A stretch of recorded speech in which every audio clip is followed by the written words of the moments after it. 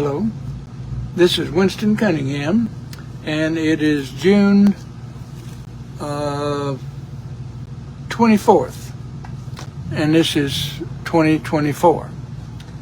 And I want to talk today about my purpose for this lifetime is embedded, and I must allow it to surface no matter the situation or circumstance, or even any reluctance I may have toward its manifestation. So this is what I've been struggling with for a long time. And I can remember when I was fairly young, I think it was, I'm just barely in high school or maybe even part of grade school. We were at church, and after Sunday school, or after church was over, a group of us guys were mingling outside, and we were talking about a friend of ours who had had a lot of trouble, and I was thinking, or we were talking about, well, you know, he needs to get some help, but I heard this voice within myself saying, "I can help," and that freaked me out. I said, "What the hell is this? Where did this come from?" Well, it was my voice, and it was coming from within me, and it just scared the hell out of me because, I didn't see myself as a helper. I can see that now, but that's, 65 years later. It takes a while sometimes, but the reason it's embedded, and the reason I want to talk about this is because your purpose, each of our purpose is embedded and within us when we check into this physical body, because we made the choice of what to learn and what to deal with.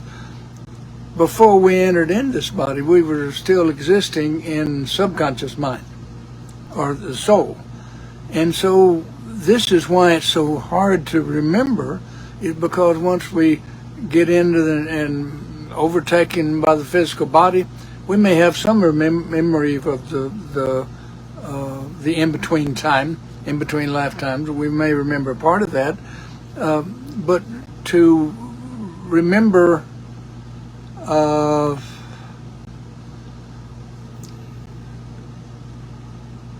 to have conscious memory of it, we have to go through the process of waking up.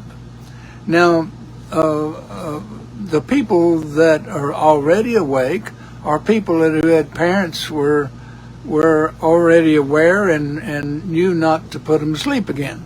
But most people do not know that, and so most people are not connected within what is within them. And this, what I just told you, was one experience that I remember, or it was the first thing that really got my attention, because I knew it was coming from in here. And that just scared the hell out of me. And there would be other experiences along that would try to get my attention, but I was a little bit slow to pay attention. And the key word is pay. So it just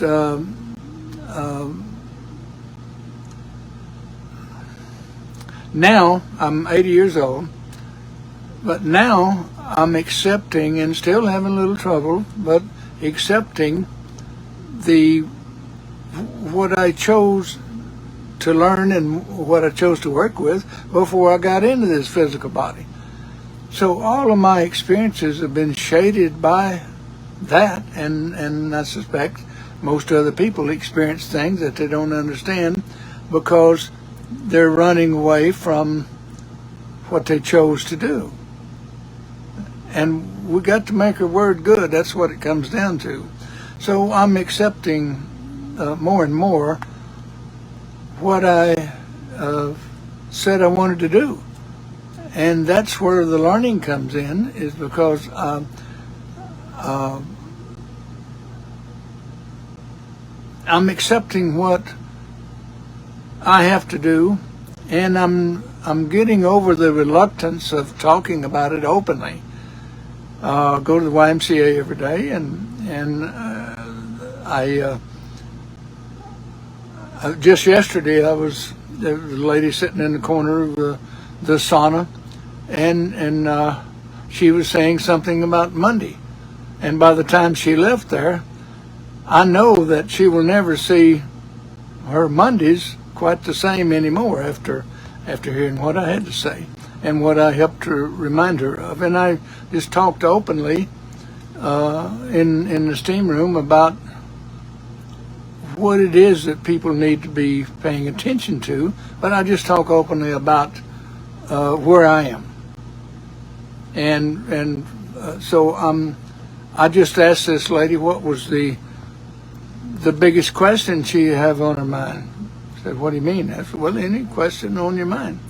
And she said she was wondering, and it come down to purpose. That she was wondering why certain people felt the way that they did, or had the experiences, the circumstances, and she wondered why or how that happened. And I told her it had to do with intention, because it is intention that sets into motion what a person will experience.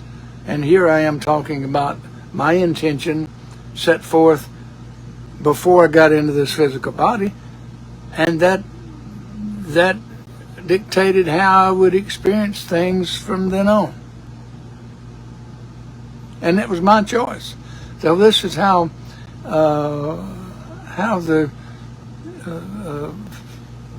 free will comes to fruition and comes to wake a person up to understand what it is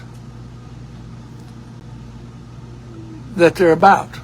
And each person's decision, and I found that most people don't remember, because they start, by the time they're 7 and start thinking on their own, they've already absorbed all of the misconceptions, as well as conceptions and misconceptions, fed through their family and friends and so forth.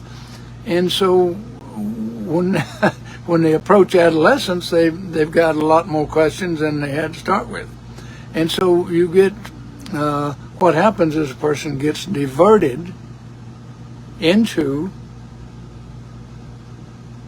nothingness. And that is keeping up with the Joneses and just seeing with physical only eyes. And let me put that in perspective, because there's 7 levels of mind, and seeing with the physical only eyes, Jesus called this serving mammon. There's 7 levels of mind, and the 7th level is the outermost conscious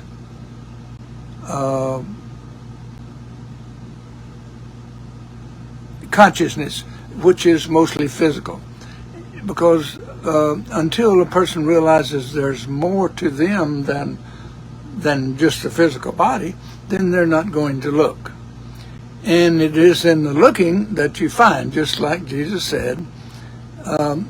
So when he said you cannot serve God and mammon, to serve God is to get acquainted with yourself, because that's the way you understand God. You're not going to understand God before you understand yourself. But if you're caught up in the physical only, and you only relate to what comes through the 5 senses, then you're severely limited to just one level of mind. That's the outermost conscious level. But now the meaning of church in the Bible, in the language of mind, is actually get you acquainted with each level of mind and what must occur in each level of mind in order to progress. That's what the church actually means. Church is energy. It's not a group of people or a building or that sort of thing. It's the expression of energy, but it's coded in the language of mind. You may want to read Dr. Daniel Conran's book on the secret code of revelation, where he explains all of this. But anyway, what I started out talking about here is I've spent all of this time coming to terms with the choice that I made, which has influenced my life, and a lot of good, bad, ugly things that happened along the way. But always, I mean, from fairly early on, I think I knew essentially which direction I needed to take.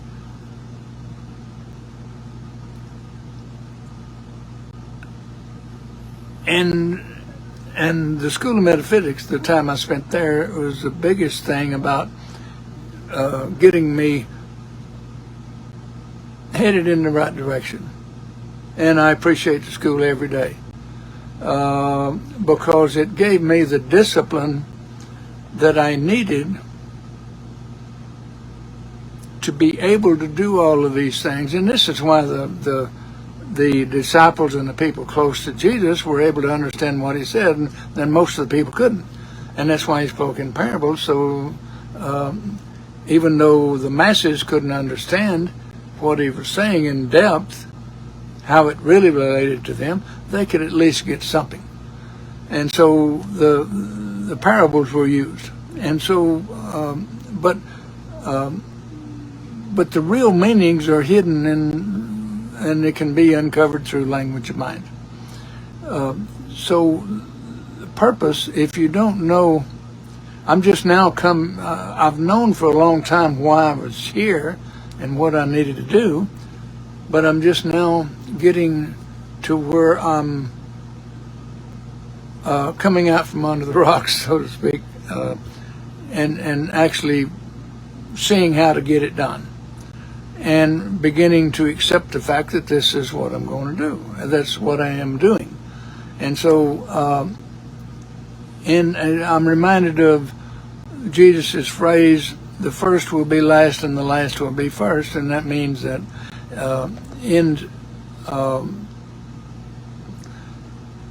what that really means down to earth is that it doesn't matter how long it takes you to understand. The key thing is that you do. And if you're the first one to get to it or the last one to get to it, that's immaterial. It's your own timeline, and so you're responsible for getting yourself there. And it don't matter if you're first or last. It's not a race. You may want to think about that for a minute.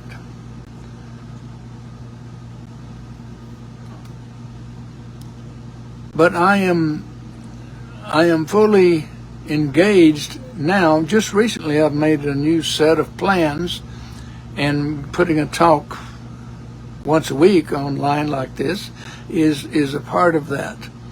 And I'm implementing some activity on some things that I had been putting off. So I'm overcoming the fear of actually doing it, and I'm overcoming the fear of what other people think about it, because I know I'm into now doing what I said I would do. So I'm finally making my word good.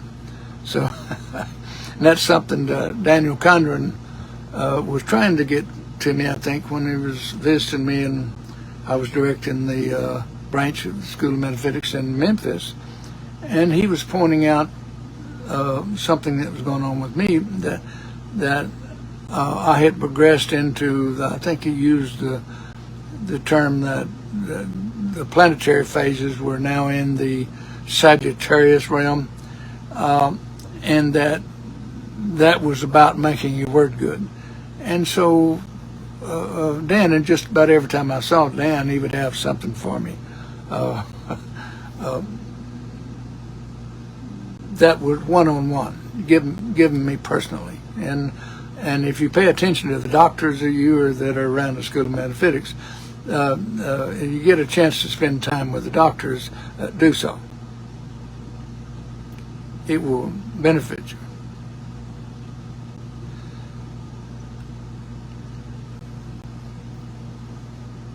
I'm just learning how to use this thing. I've turned over the phone now because the camera was over here, and now I've turned the phone around so the camera is over here.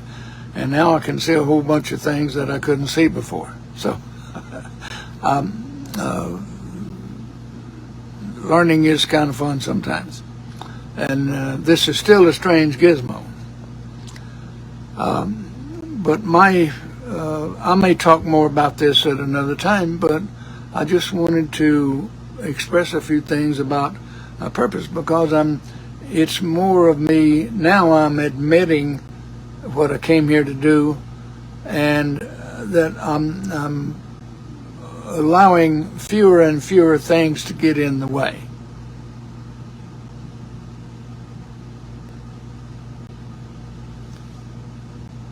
And that's a big thing for me, because it's easy to let things get in the way.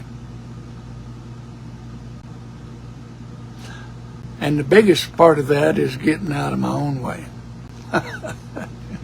To keep my attention going toward what I know I want to accomplish.